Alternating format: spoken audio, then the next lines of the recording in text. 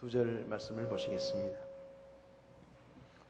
빌립보서 1장 1절, 2절, 두 절 말씀을 우리가 같이 읽도록 하겠습니다. 같이 읽겠습니다. 예수 그리스도의 종 바울과 디모데는 빌립보에서 그리스도 예수님 안에 있는 모든 성도들과 또 감독들과 집사들에게 편지하노니, 하나님 우리 아버지와 주 예수 그리스도로부터 은혜와 평강이 너희에게 있기를 원하노라. 아멘. 서신 채로 잠깐 기도하겠습니다. 살아계셔서 우리에게 하나님의 말씀을 주시고 우리가 기록된 성경을 읽을 때마다 성령께서 우리로 깨닫게 하시고 생각나게 하시고 주의 말씀을 순종할 수 있도록 우리에게 믿음을 허락해 주시는 것을 감사합니다.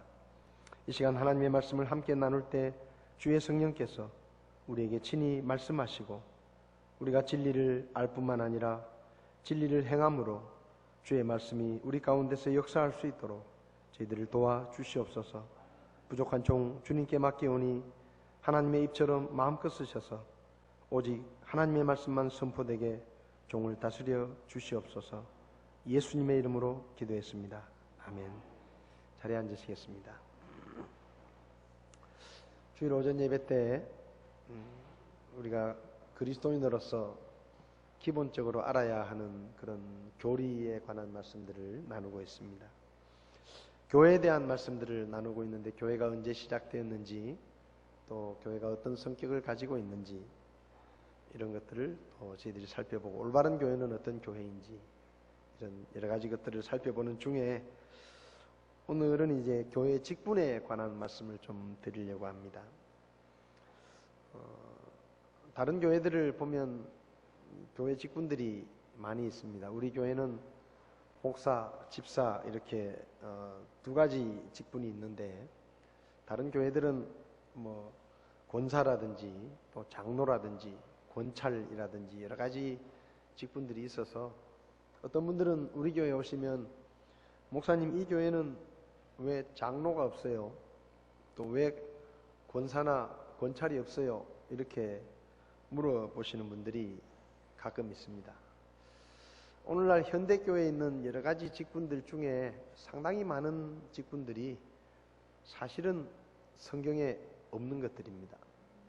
사람들이 그냥 필요해서 세운 직분들이 많이 있습니다. 오늘 성경을 보면 빌립보서 1장 1절에 사도 바울이 빌립보 교회에 편지를 보내면서 예수 그리스도의 종 바울과 디모데는 빌립보에서 그리스도 예수님 안에 있는 모든 성도들과 또 감독들과 집사들에게 편지하노니, 이렇게 쓰고 있습니다. 사도 바울은 빌립보 교회 성도들의 그 교회를 구성하고 있는 사람들에 대해서 성도들, 또 감독들, 그리고 집사들, 이렇게 세 종류로 구분해서 말하고 있습니다. 그러니까 이 말씀을 보면 성경에 나오는 교회 안에는 성도들이 있었고, 그리고 감독들이 있었고, 집사들이 있었다, 이렇게 이야기할 수 있습니다. 여기서 감독이라고 하는 것은 목사들을 말하는 것입니다. 그러니까 한마디로 말하면 성경에 나오는 교회에는 성도들 외에 목사와 집사라고 하는 두 가지 직분이 있었다라고 우리에게 알려주는 것입니다. 뭐 오늘날 교회들에 있는 장로라든지 권찰이라든지 권사라든지 이런 직분들은 성경에 없었다라고 이야기할 수 있습니다. 오늘 오전 시간에는 목사라 불리는 남자, 이 설교 제목이 좀 그렇습니다만은 오전 오후 시간에 목사에 대한 말씀을 드리고, 다음 주일에는 집사라 불리는 남자라는 제목으로 집사의 직분에 대해서 말씀을 드리려고 합니다.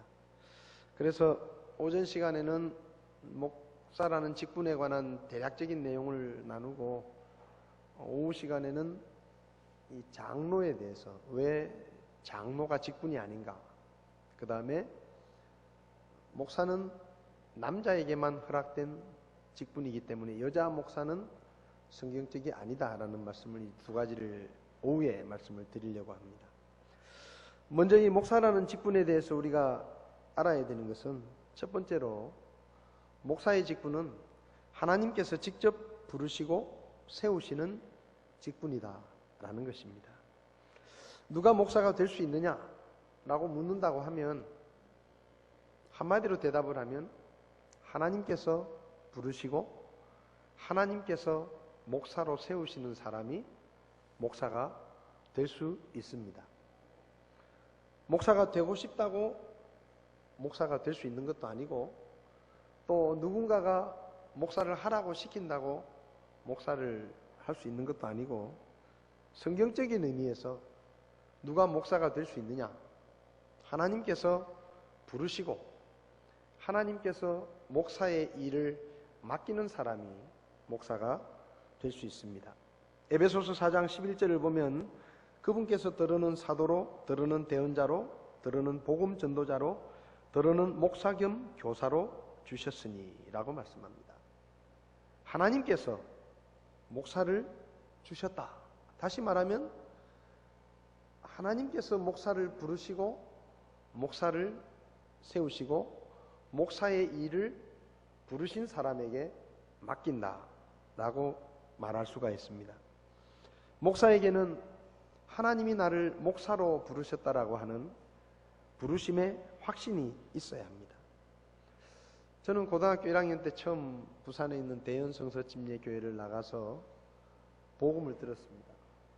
제가 죄인이라는 것과 또 죄인인 제가 지옥에 가게 된다는 것, 그렇지만 하나님께서 저를 사랑하셔서 하나밖에 없는 예수 그리스도 독생자를 저를 구원하기 위한 구원자로 이 세상에 보내시고 저의 죄를 대신해서 십자가에 달려 죽으시고 부활하시고, 그래서 그분이 제 대신에 사형의 벌을 받으시고 죽어주셨기 때문에 저의 모든 죄가 다 용서되고 없어졌다.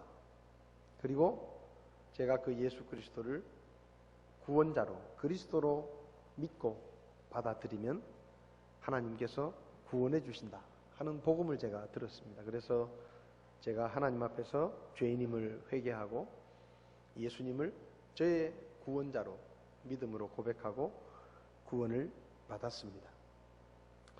그렇게 구원을 받고 저는 이렇게 어떤 것을 해야지 하고 마음을 먹으면 좀 열심히 하는 편이어서 이제 내가 예수 믿고 구원을 받았으니까 믿음 생활도 기왕 하려면 열심히 해야 되겠다.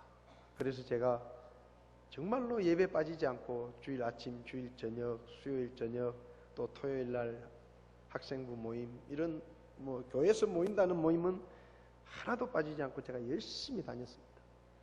성경도 열심히 읽었습니다. 그러다가 이제 여름 수양에 참석을 했는데 강사 목사님께서 마태복음 9장의 말씀을 가지고 설교를 하시는데 추수할 것은 많은데 일꾼이 부족하니까 하나님께서 일꾼을 보내주시도록 하나님께 기도합시다, 이렇게 말씀을 하시는 거예요. 그래서 저도 나도 기도해야 되겠다. 그래서 기도했습니다. 하나님, 추수할 것이 많다고 하는데 일꾼이 부족합니다. 그러니 하나님 일꾼을 좀 많이 보내주셔서 추수할 곡식들을 추수할 수 있게 해주십시오. 제가 열심히 기도하고 있는데 하나님께서 제 마음에 이렇게 말씀하시더라고요. 너는 일꾼을 보내달라고 기도만 하지 말고 네가 일꾼이 되라, 그렇게 말씀을 저에게 하셨어요. 네가 목사가 되라. 나는 네가 목사가 되었으면 좋겠다, 그렇게 말씀을 하셔서 제가 아닙니다 하나님, 저는 목사는 안 합니다.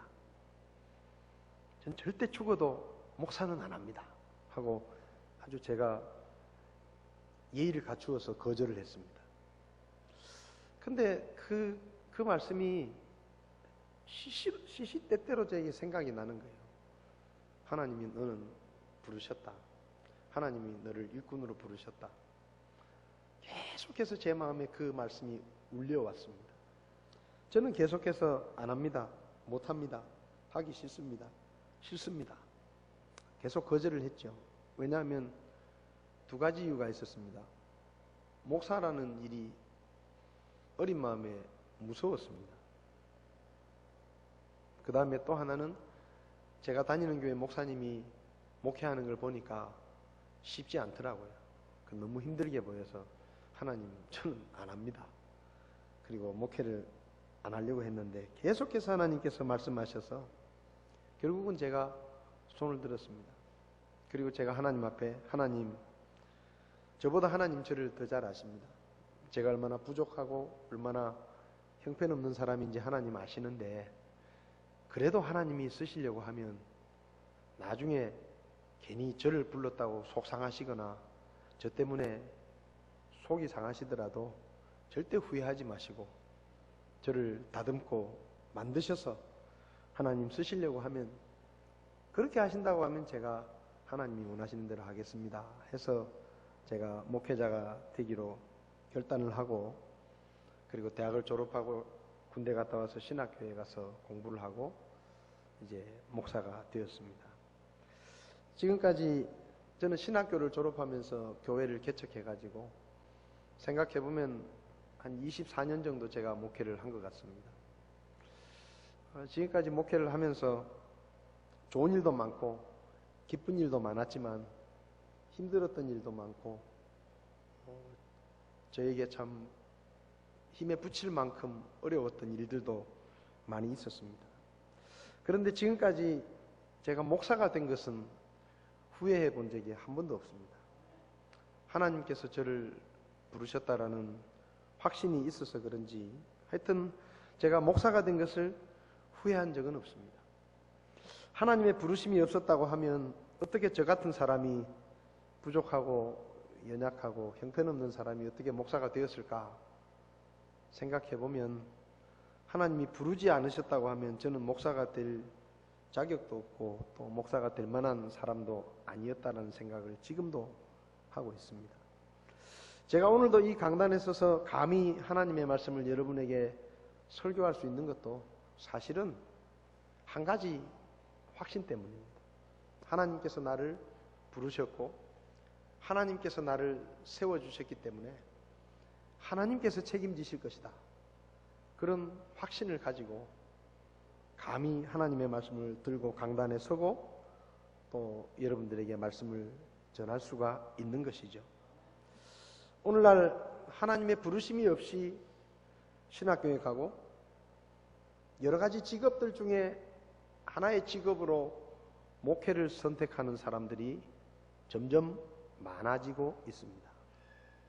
그래서 목사라는 직업이 좋아 보이고 또 내가 목사를 하고 싶거나 아니면 우리 집안에서 그래도 목사가 하나 있으면, 목사가 하나쯤은 나와야 되지 않겠느냐 하는 부모님의 간절한 소원 때문에 목사가 되기 위해서 신학교에 가고 신학교를 졸업하고 과정을 거쳐서 목사가 되는 사람들이 꽤 많이 있습니다. 부르심이 없이 하나님께서 나를 목사로 부르시고 하나님께서 나를 목사로 세우시고 목사의 일을 나에게 맡기시기 원하신다 하는 그 부르심에 대한 확신이 없이 그저 목사라는 직업이 좋아 보이니까, 아니면 집안에서 내가 목사가 되기를 간절히 원하니까, 또 주변에서 나를 보고 너는 참 목사하면 좋겠다라는 이야기를 하니까 목사 한번 해볼까 해서 신학교에 가고 목회를 하는 사람들이 있습니다. 제가 잘 아는 집사님이 부산에 있는 어느 대학교의 교직원이신데 그 학교에 신학과라는 학과가 있습니다. 보통 우리가 생각할 때는 신학과라고 이야기를 하면 목사가 될 사람이 신학과에 간다 생각을 하지만 요즘 현실은 전혀 그렇지 않습니다. 그 집사님이 말하기를, 목사님 1학년 때가 되면 신학과에 정원이 다 차서 들어옵니다. 근데 2학년이 되면 그 신학과에 들어온 아이들 중에 상당한 아이들이 다른 과로 전과를 합니다. 그러니까 대학에 들어오기 위해서 신학과를 선택을 하고 1학년을 마치면 다른 과를 찾아서 다 떠난다는 거죠. 그래서 2학년이 되면 신학과에 남은 학생들이 별로 없다는 거예요. 그러니까 신학과를 대학에 가는 도구로 이용하는 거예요. 그리고 상당수의 신학 학교들이 학생들을 이렇게 입학을 시키거나 학생들을 선발할 때 하나님이 당신을 목사로 부르셨습니까? 라고 묻지 않습니다. 그저 성적이 되면 합격을 시키고 신학과에서 공부를 하고 졸업을 하면 목사가 되죠. 그렇게 목회를 직업으로 선택한 목사들, 하나님의 부르심이 없이 그저 무언가 다른 생각을 가지고 목회를 선택한 사람들은 하나님이 원하시는 올바른 교회를 세우려고 하는 생각보다는 어떻게든 사람들을 많이 모아서 큰 교회를 세우고 목회에서 성공을 하는 것이 그들의 사역의 목표가 되기가 쉽습니다. 그래서 자신의 야망을 이루기 위해서 진리를 타협하기도 하고 성경적인 원리와 방법이 아니라 인간적인 수단과 방법으로 교회를 키우려고 하고, 그래서 교회 안에 많은 갈등과 문제들 또 부작용이 생기기도 합니다.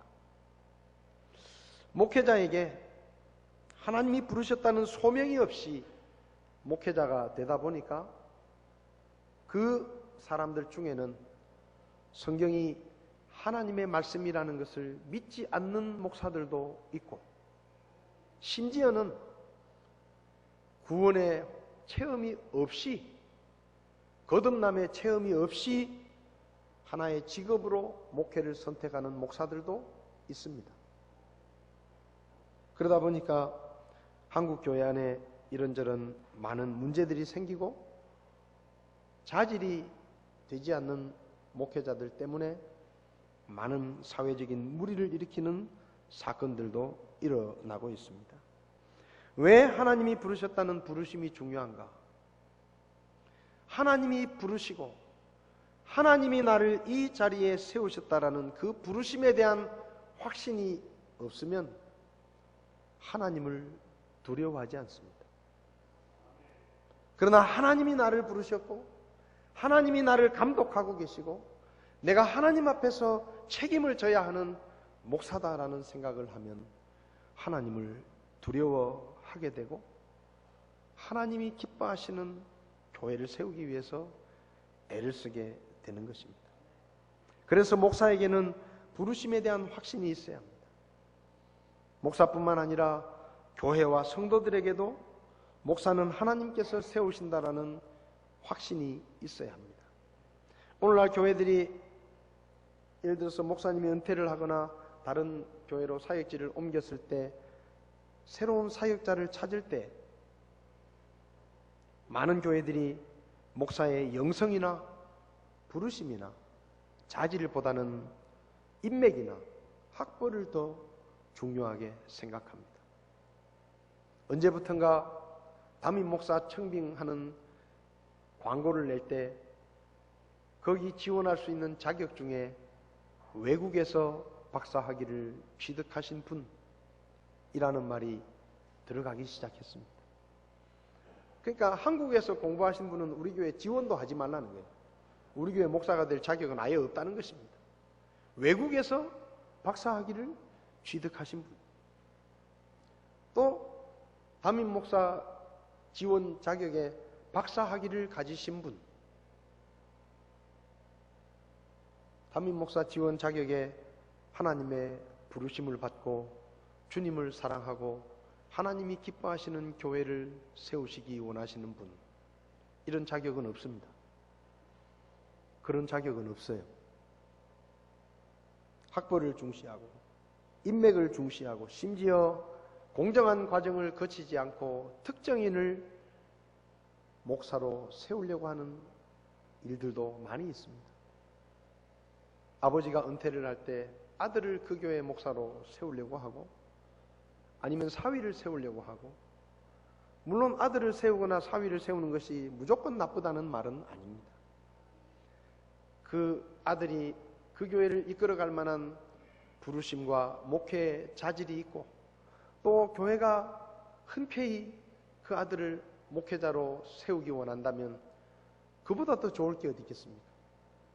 그런데 교회는 원하지 않는데 일부 특정한 사람들이 어떤 사람을 목사로 세우기 위해서 인간적인 방법을 동원하고 공정한 과정을 거치지 않고 특정인을 목회자로 세우려고 하다가 갈등이 생기거나 교회가 분열되는 경우도 적지 않습니다. 사도행전 1장을 보면 가룟 유다가 죽은 후에 제자를 충원할 때 사도들이 어떻게 했는지를 기록하고 있습니다. 사도들은 자기들의 마음에 드는 자기들이 원하는 사람을 세우려고 하지 않았습니다. 먼저 충분한 자격이 있는 사람을 두 사람을 추천하고 그리고 그 두 사람을 놓고 사도행전 1장 24절을 보면 그들이 기도하여 이르되 모든 사람의 마음을 아시는 주여 주께서 이 두 사람 중에 누구를 택하셨는지 보여주사 그가 이 사역과 사도직을 맡게 하옵소서라고 기도했습니다. 우리가 원하는 사람이 아니라 하나님이 선택하시는 사람을 그 자리에 채우겠다라고 그들은 결정한 것입니다. 여러분, 교회는 목회자를 세울 때 자기들이 원하는 목회자를 세우려 하지 말고 하나님이 세우시는 목회자를 찾으려고 해야 합니다. 그리고 성경적인 원리에 따라 기도하면서 하나님께서 세우시는 목회자를 찾아야 합니다. 그리고 일단 목회자가 결정되면 우리가 선택한 목회자가 아니라 하나님께서 우리 교회에 세워주신 목사로 받아들이고 인정하고 그 권위와 그 지도력을 최대한 존중하고 그 목사가 성경의 가르침에서 벗어나거나 아니면 교회에 정말로 해를 끼칠 만한 일을 하는 것이 아니라고 하면 그 목사의 지도력을 존중해주고 그 목사가 소신 있게 사역을 할 수 있도록 하나님이 세우신 목사로 받아들이고 인정하는 것이 중요합니다. 목사는 하나님이 세우시는 것입니다.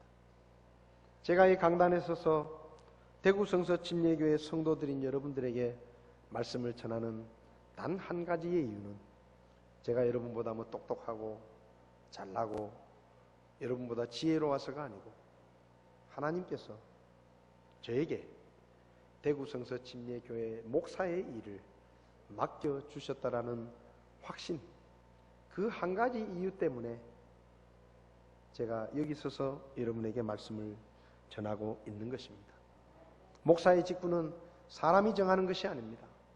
목사의 직분은 하나님이 부르시고 하나님이 직접 세우시는 것이기 때문에 우리는 목사의 직분에 대해서 첫 번째로 그 사실을 인정하고 인식하고 있어야 합니다. 그리고 목사는 하나님 앞에서 교회를 책임지는 사람입니다.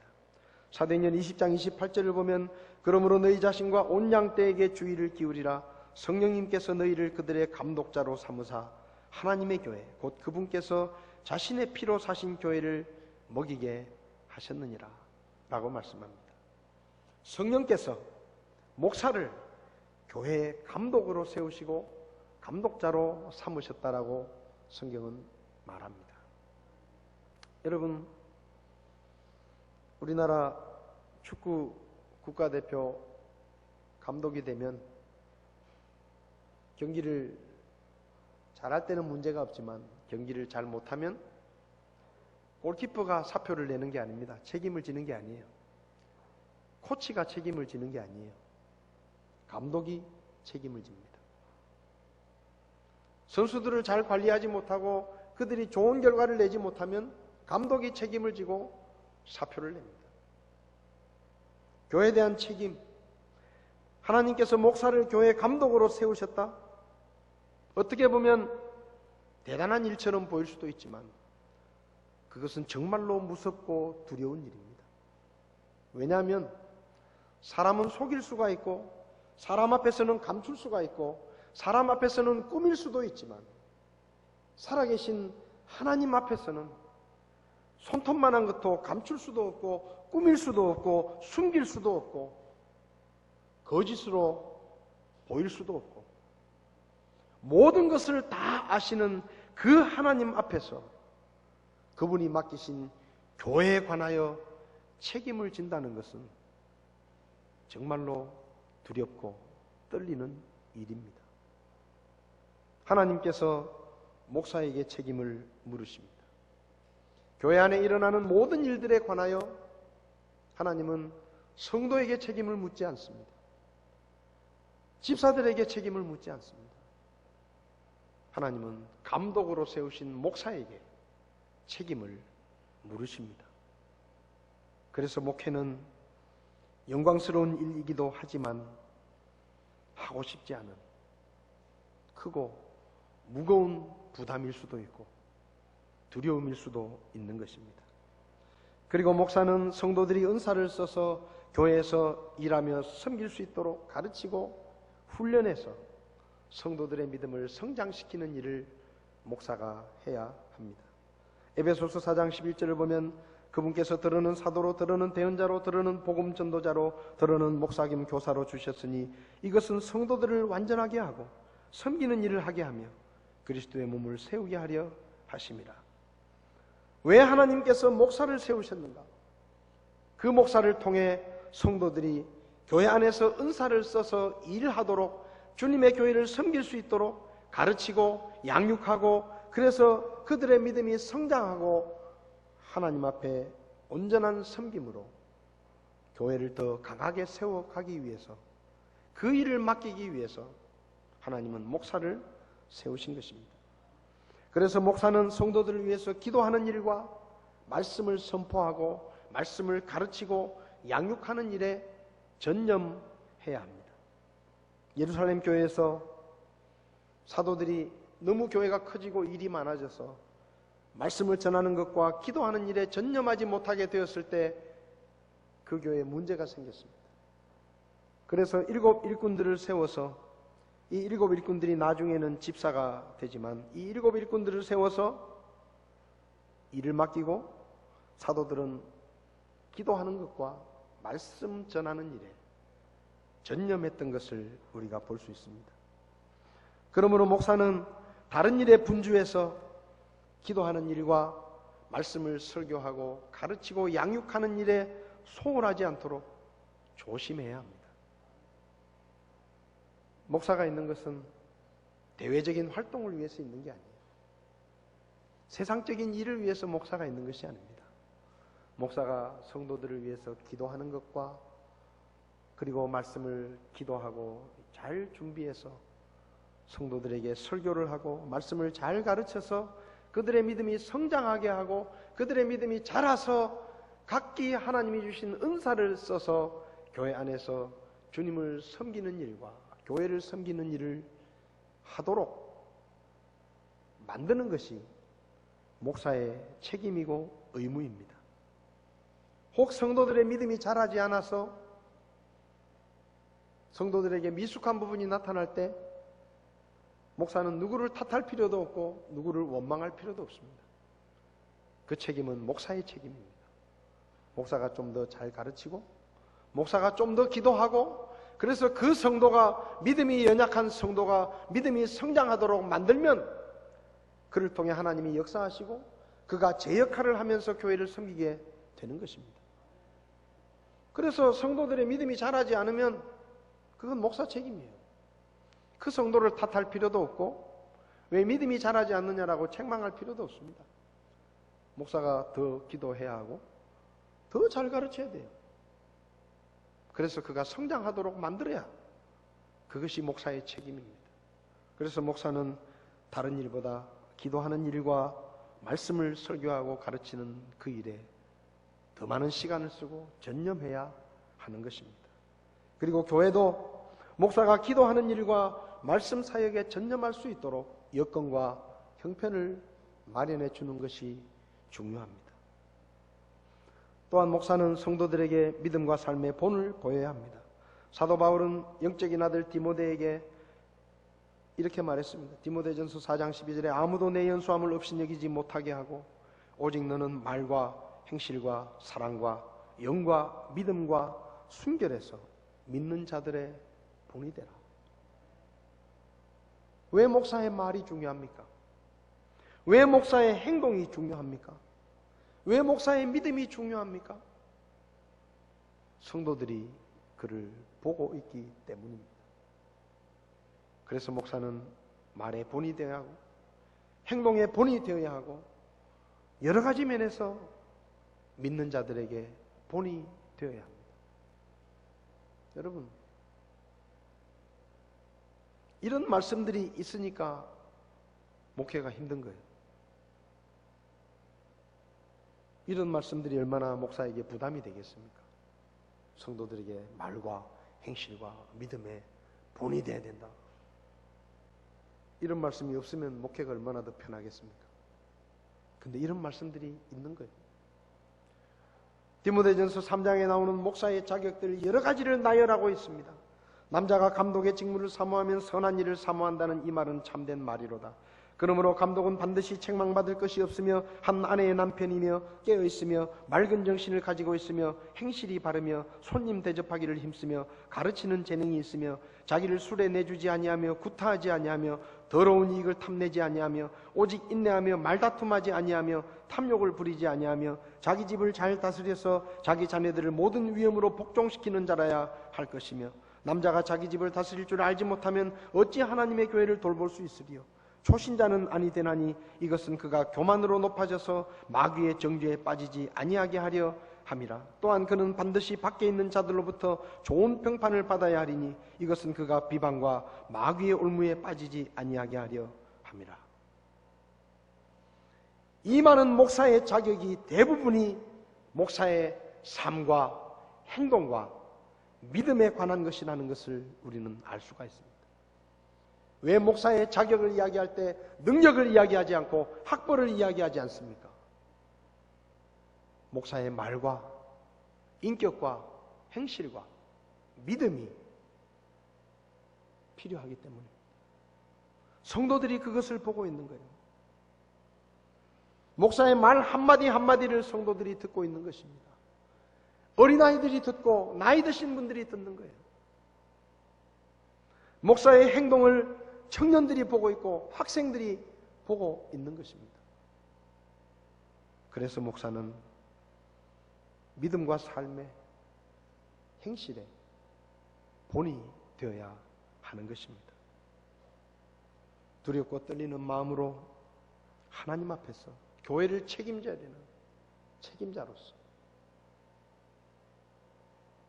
목사의 역할이 거기 맡겨져 있는 것이기 때문에 목사의 삶과 인격과 믿음이 성도들에게 본이 되어야 하는 것입니다. 그럼 제가 이런 면에서 본이 되고 있느냐? 그렇지 못한 부분도 많이 있습니다. 여러분에게 제대로 본을 보이지 못하는 부분도 있고 부족한 부분도 있고 실수할 수도 있고 실패할 수도 있고 그리고 때로는 여러분 마음에 들지 않을 수도 있습니다. 목사님이 왜 저러지? 목사님 저러면 안 되는데. 그런 얘기를 저도 들을 수 있어요. 그래서 무엇이 필요합니까? 여러분들이 목사를 위해서 기도해야 하는 거예요. 하나님, 우리 목사가 더 훌륭한 목사님이 되게 도와주십시오. 하나님, 우리 목사님이 더 하나님을 두려워하게 하나님 도와주십시오. 우리 목사님이 더 하나님 말씀에 순종하는 삶을 살게 도와주십시오. 기도해 주셔야 돼요. 그래서 사도 바울의 서신을 보면 편지를 보낼 때마다 성도들에게 우리를 위해서 기도해라, 우리를 위해서 기도해라, 기도 부탁을 하는 거예요. 목사를 위해서 더 많이 기도해 주십시오. 목사가 교회를 책임진다고 하면 교회에도 목사에 대한 책임이 있습니다.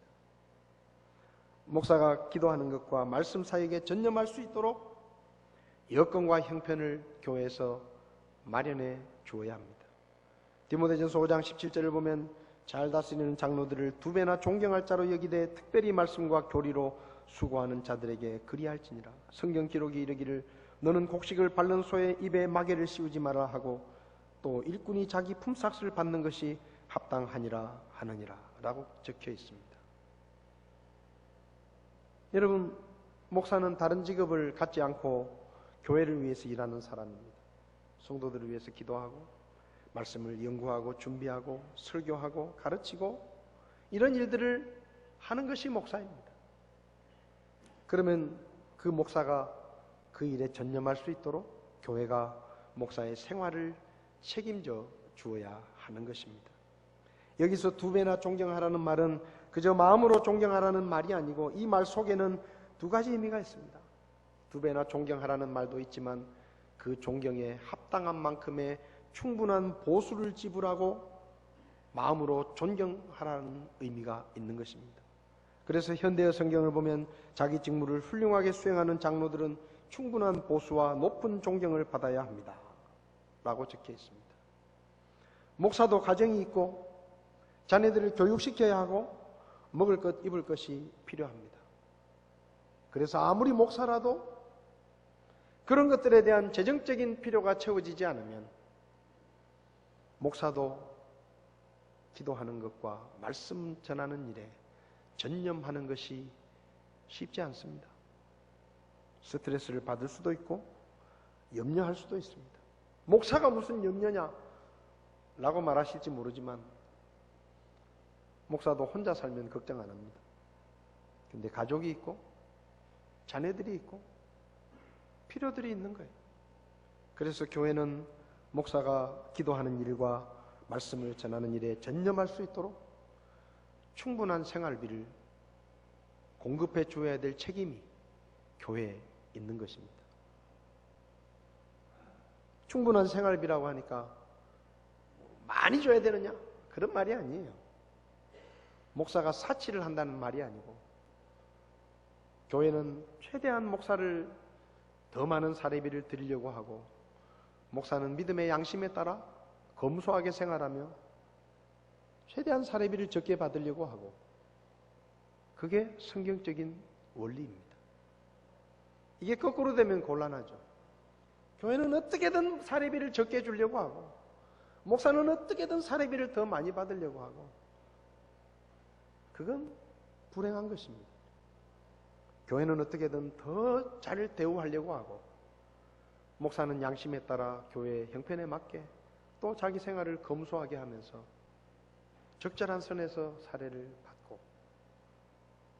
그렇게 해서 생활이 안정이 돼야 목사도 기도하는 일과 말씀 전하는 일에 전념할 수가 있는 것입니다. 그리고 교회는 목사가 하는 일 때문에 목사를 사랑하고 목사를 귀중하게 여겨야 합니다. 데살로니가전서 5장 12절을 보면 형제들아 우리가 너희에게 간청하노니 너희 가운데서 수고하고 주 안에서 너희를 감독하며 너희에게 훈계하는 자들을 알고 그들의 일로 인하여 사랑 안에서 그들을 매우 귀중히 여기라 이렇게 말씀합니다. 왜 목사를 귀하게 여겨야 합니까? 목사가 성도들보다 더 높기 때문에 목사가 성도들보다 더 똑똑하기 때문에 훌륭하기 때문에 인격이 훌륭하기 때문에 목사가 일을 잘하기 때문에 그거 아니에요. 그 목사가 하는 일 때문에 그가 하는 일이 하나님이 맡기신 일이기 때문에 그 일을 하고 있는 목사를 귀하게 여기라고 성경은 말씀합니다. 목사가 누구이든지 간에 그가 목사의 일을 하고 있다고 하면 그가 하는 일 때문에 그를 존중하고 그를 귀하게 여기라고 성경은 말합니다. 제가 잘 압니다. 뭘 아느냐?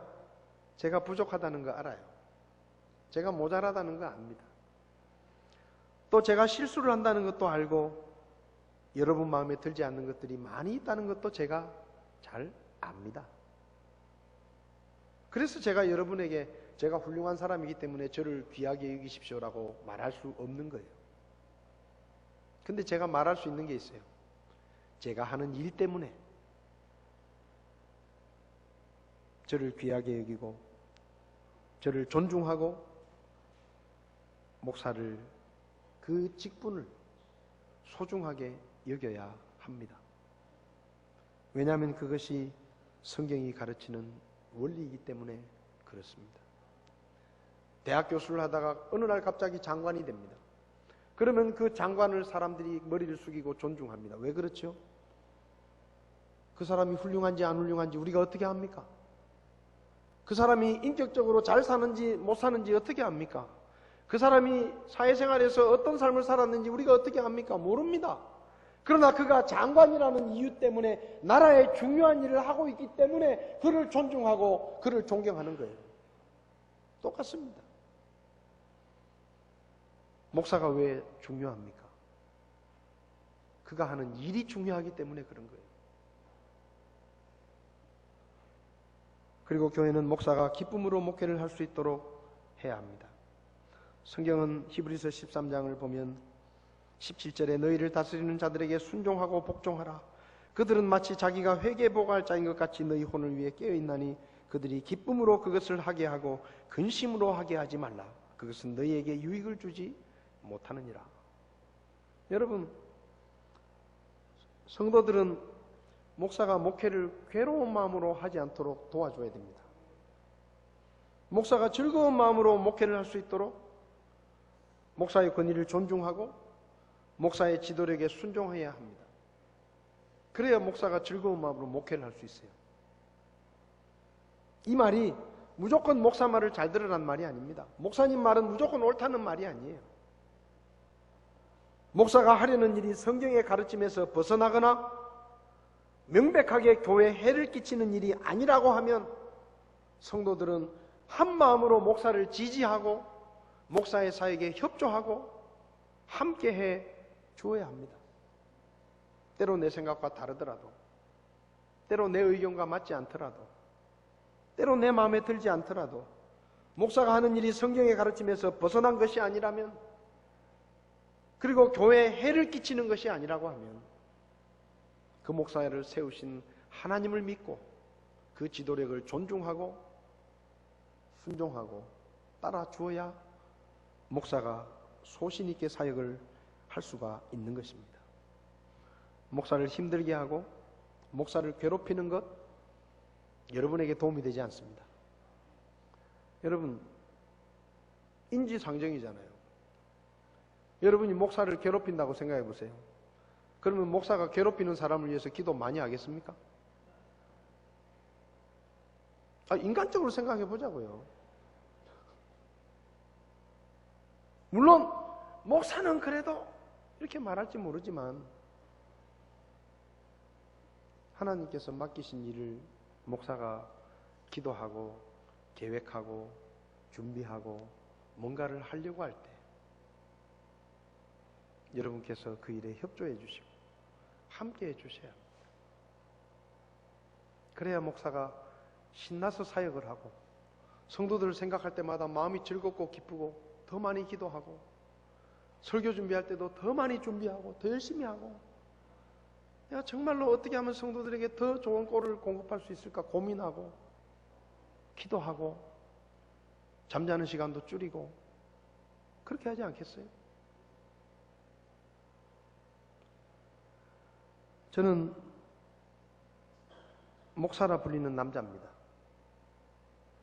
제가 목사라 불리는 남자가 되어서 주님의 피로 값주고 사신 교회를 섬기고 강단에서 말씀을 전하는 것은 제가 잘나서가 아니라 전적으로 저를 부르시고 목사의 일을 맡겨주신 하나님의 은혜 때문입니다. 저는 제 삶이 끝나는 날 저를 부르시고 목사의 일을 맡겨주신 하나님 앞에 섰을 때 착하고 충성된 종아, 네가 잘했다, 그 칭찬을 듣고 싶습니다. 그런데요, 목사가 된 것은 너무나 영광스러운 것이지만 목회는 하나님 앞에서 하나님이 맡기신 교회와 하나님의 백성들인 성도들에 대해 무한 책임을 져야 하는 일이기 때문에 사람이 감당하기에는 너무나 무겁고 두려운 일입니다. 그래서 때때로 목사는 자기 연민에도 빠집니다.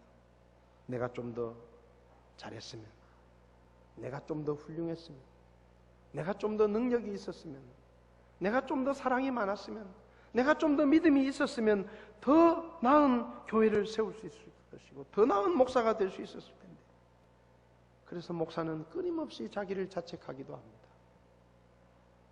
그런데요, 여러분이 저를 위해서 기도해 주셔야 될 것은, 목사라 불리는 남자인 제가 저의 연약함이나 무기력함 때문에 그것을 한탄하며 시간을 낭비하지 않고 저를 목사로 부르신 하나님을 의지하고 그분이 도와주실 것을 믿고 항상 담대하게 말씀을 전하고 목회를 할 수 있도록 저를 위해 기도해 주셔야 합니다. 지금까지도 다행히 우리 교회에 저를 괴롭히는 분들은 없습니다. 저를 힘들게 하시는 분도 없습니다. 하나님 앞에 감사를 드립니다. 앞으로도 혹시 높아심에서 저를 힘들게 하지 마십시오. 그리고 저를 위해 기도해 주십시오. 제가 목회를 한 지 24년이 되었는데 그런데도 강단에 서서 여러분의 눈빛을 바라보고 있으면 말씀을 전하는 것이 아직도 두렵고 무섭고 떨립니다. 하나님 앞에서 하나님이 맡기신 교회와 양떼들에 대해 책임진다는 것이 여전히 부담스럽고 두렵습니다. 그래서 부족한 저에게 목회는 아직도 힘들고 너무나 어려운 일입니다. 그래서 저를 위해 기도해 주셔야 됩니다. 연약한 제가 그 일을 잘할 수 있도록, 하나님이 기뻐하시는 목회자가 될 수 있도록, 여러분이 본받을 만한 목사가 될 수 있도록 기도해 주시기를 부탁을 드립니다. 오늘 설교를 이렇게 마쳤으면 좋겠습니다. 이건 그냥 제가 원하는 건데요. 집사님들이 다 나오셔서 저를 위해 기도해 주시면 좋겠습니다.